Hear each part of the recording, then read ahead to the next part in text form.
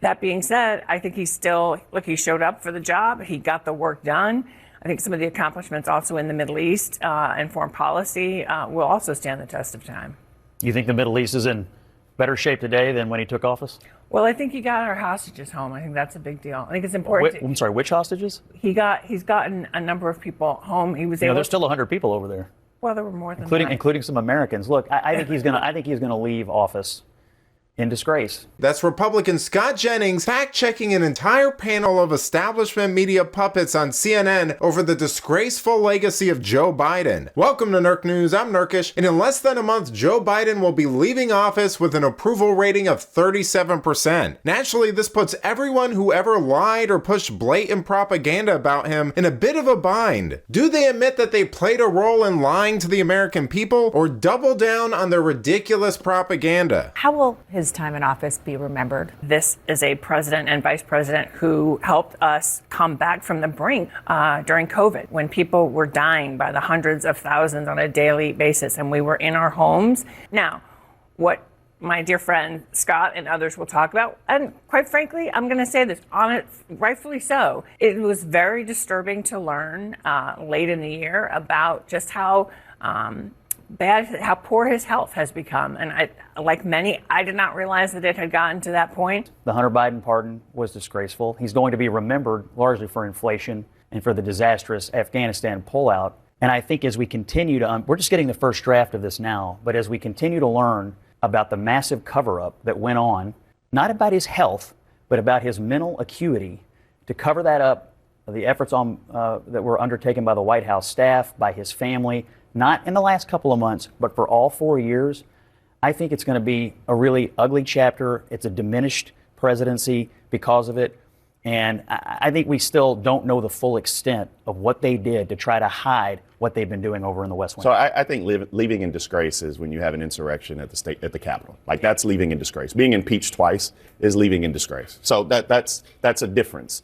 I think Joe Biden's going to be remembered in the short term for what you were talking about, whether or not he had the capacity to lead, who knew what when. I mean, there are many people outside of the very small network of Anita Dunn and Valerie Biden Owens and Jill Biden and Hunter.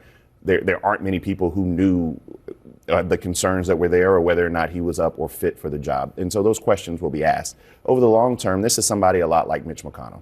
You don't necessarily have to agree with everything they stood for. You don't have to agree with every vote. But you always knew they put the American people first. You know, it's mighty funny that someone as disgraced as Sellers is trying to suggest was able to make such an astounding comeback this election. I mean, that would have to suggest that Trump pulled some sort of 180 and significantly rehabilitated his public image by becoming a completely different candidate, which clearly doesn't seem to be the case, which once again highlights the disconnect between the narrative pretend journalists are trying to push and reality. Because the fact of the matter here is that Biden was so bad that he didn't just tank his career, he may have ended the Democrat Party as we know it. I mean, for crying out loud, the Hunter Biden stuff alone would be enough to cause him to leave in disgrace. Not only did he pardon him after saying he wouldn't, photos were just released of him with Hunter's Chinese business partners. President Biden on Ukraine and also China.